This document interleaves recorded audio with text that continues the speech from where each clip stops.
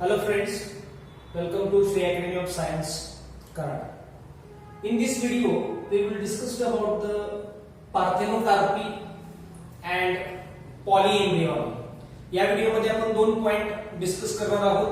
पहिला जो पॉइंट आहे तो पार्थेनोकार्पी आणि दुसरा जो पॉइंट आहे तो पॉलीएम्ब्रियोनी.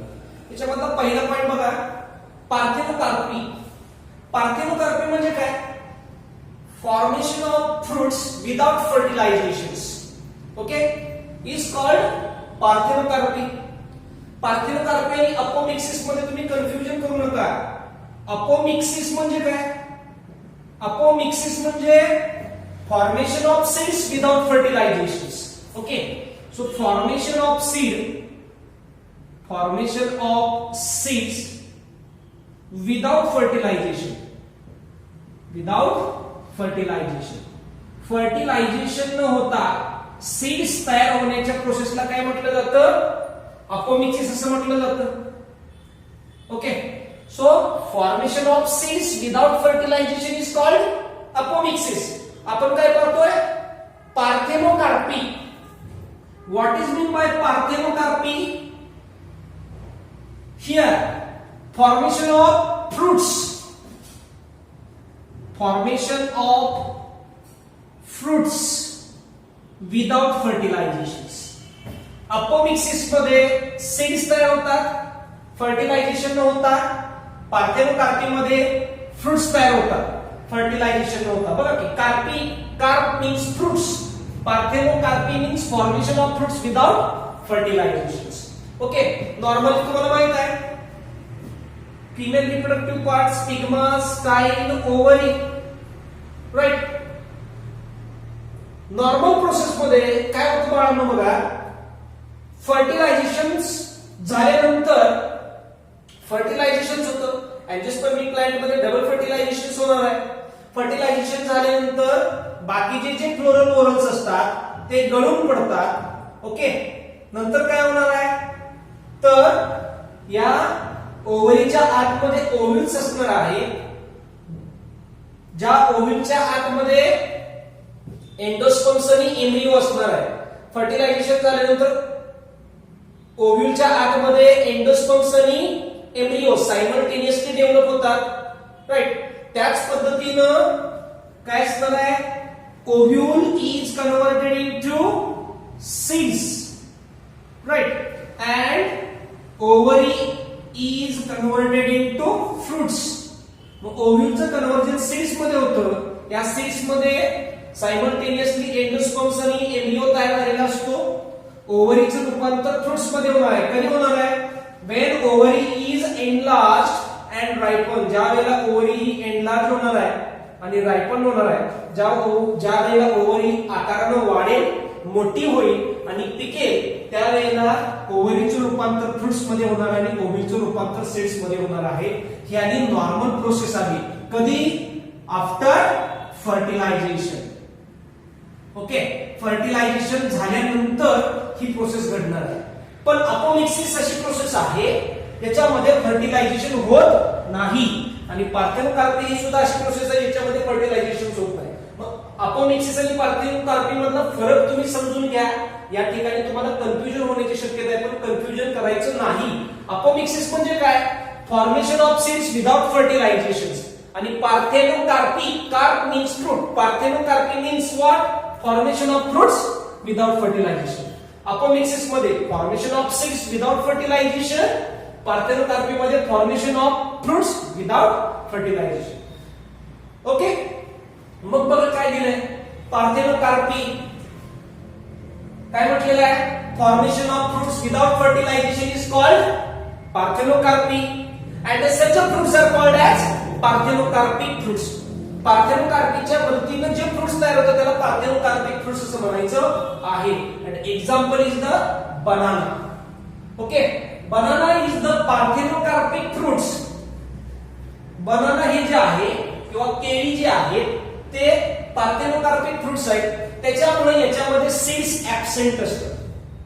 त्यामुळे काय म्हटलंय बघा, parthenocarpic fruits are without seeds. NEET साठी अत्यंत महत्वाचा आहे point. Parthenocarpic fruits are without seeds. त्याच्यामध्ये बिया का तयार होत नाहीत? कारण फर्टिलायझेशन होत नाही ना. जर फर्टिलायझेशन झालं नाही तर सीड्स तयार होत नाहीत. त्यामुळे ह्या पार्थेनोकार्पिक फ्रुट्स मध्ये सीड्स ऍब्सेंट असतात.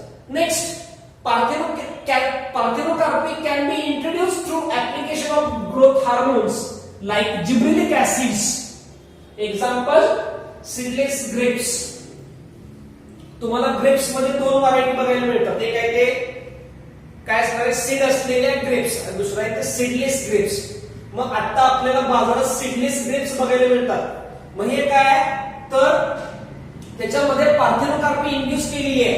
कोणाच्या मदतीनं? ग्रोथ हार्मोन्सच्या मदतीनं. आणि ते ग्रोथ हार्मोन्स कुठला आहे? Gibberellic acid. नीट साठी इम्पॉर्टंट आहे.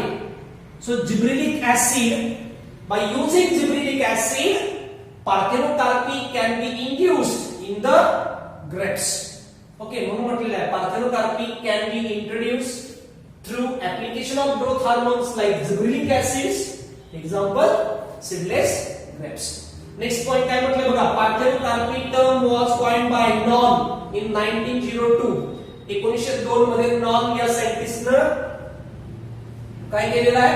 पार्थेनोकार्पी हा शब्द वापरलेला आहे. नेक्स्ट, आता बनाना मध्ये नॅचरली बघायला मिळतं,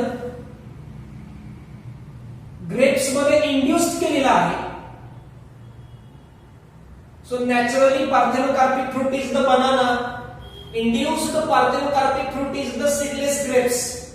तसे अजून बाकीच्या व्हरायटी कुठल्या बघा, it occurs naturally in some varieties of pineapple. Pineapple मध्ये आपल्याला बघायला मिळणार आहे पार्थेनोकार्पिक फ्रूट. पायनॅपल आहे, बनाना आहे आणि पपया आहे. So pineapple, banana, papaya are the some varieties of parthenocarpic fruit which is occurred naturally. नैसर्गिक पद्धतीने तयार होणाऱ्या अशा काही व्हरायटीज आहेत ज्याच्यामध्ये आपल्याला पार्थेनोकार्पिक फ्रूट बघायला मिळतात. ते म्हणजे pineapple, banana and papaya. Next, आता याच्यामध्ये नॅचरली काय घडतं? असं काय होणार आहे की फर्टिलायझेशन न होता सुद्धा याच्यामध्ये आपल्याला फ्रुट्स तयार झालेले बघायला मिळणार आहे. त्या प्लांट मध्ये किंवा त्या ओव्हरीच्या आतमध्ये फर्टिलायझेशन न होता आपल्याला फ्रुट्स तयार झालेले बघायला मिळणार आहे. मग काय होतं बघा, इन दिस प्लांट्स, इम्पॉर्टंट आहे बघा, it seems that placental tissue. काही वनस्पतींमध्ये काय बघायला मिळतं तर जो प्लॅसेंटल टिश्यू आहे ओव्हरीच्या आतमध्ये, ज्याला ओव्हरी चिटकून बसलेले असतात, हा प्लॅसेंटल टिश्यू आहे. प्लॅसेंटल टिश्यू, हा placental tissue unfertilized ovary, unfertilized ovary मधला प्लॅसेंटल टिश्यू असणार आहे. तो ऑक्झिन्स तयार करतो. काय तयार करतो? ऑक्झिन्स, जो ग्रोथ हार्मोन्स आहे. बरोबर आहे, ज्याच्या मदतीनं ओव्हरी मोठी होते आणि पिकते. त्यामुळं फर्टिलायझेशन न होता या ओव्हरीचं रूपांतर फ्रुट्स मध्ये होतं. म्हणजे काय होणार आहे? Unfertilized ovary, placental tissue of unfertilized ovary secretes auxins. हा ऑक्झिन्स सिक्रेट करणार आहे. आणि जो ऑक्झिन्स सिक्रेट केल्यामुळे काय असणार आहे तर हा ऑक्झिन्स काय करतो? It increases the size of ovary. ओव्हरीची साइज वाढवणार आहे. आणि ओव्हरीची साइज वाढवल्यामुळे ज्या वेळेला ओव्हरी पिकेल त्यावेळेला पिकलेल्या ओव्हरीचं रूपांतर फ्रुट्स मध्ये होणार आहे. एकदम सोपं आहे. बघा काय म्हटलंय, in this plants it seems that placental tissue in the unfertilized ovary produce auxins. Auxins कुठलं तयार करतो? Specially IAA. IAA चा long form indole 3 acetic acid which is responsible for enlargement of ovary into fruits. समजलं का? परत एकदा सांगतोय, fertilisation न झालेली ओव्हरी, त्याच्यामधला प्लॅसेंटल टिश्यू हा ऑक्झिन्स तयार करणार आहे. स्पेशली कुठला ऑक्झिन्स तयार करतो? IAA, इंडोल 3 एसिटिक ऍसिड नावाचा ऑक्झिन्स तयार करणार आहे. बरोबर आहे. आणि हे जे ऑक्झिन्स आहे त्याच्या मदतीनं या ओव्हरीची साईज वाढणार आहे आणि त्या ओव्हरीचं रूपांतर फ्रुट्स मध्ये होणार आहे. अशा पद्धतीनं नॅचरली पार्थेनोकार्पिक फ्रुट्स तयार केले जातात. Last point, the fruit रिझेंबल the normally produced fruit but it is seedless. Parthenocarpic fruits जे आहेत ते नॉर्मली जसं फ्रुट्स दिसतात त्याच पद्धतीचे असतात, पण फक्त याच्याबद्दल फरक काय? Parthenocarpic fruits are seedless and fruits which is developed from or the product of fertilizations are having seeds. जे फर्टिलायझेशन होऊन तयार झालेले फ्रुट्स आहेत त्याच्यामध्ये आपल्याला सीड्स बघायला मिळतात आणि पार्थेनोकार्पिक फ्रुट्स मध्ये आपल्याला पार्थेनोकार्पिक फ्रुट्स हे सीडलेस असतात. अशा पद्धतीने हा इम्पॉर्टंट पण इझी पॉइंट आहे, म्हणजे पार्थेनोकार्प.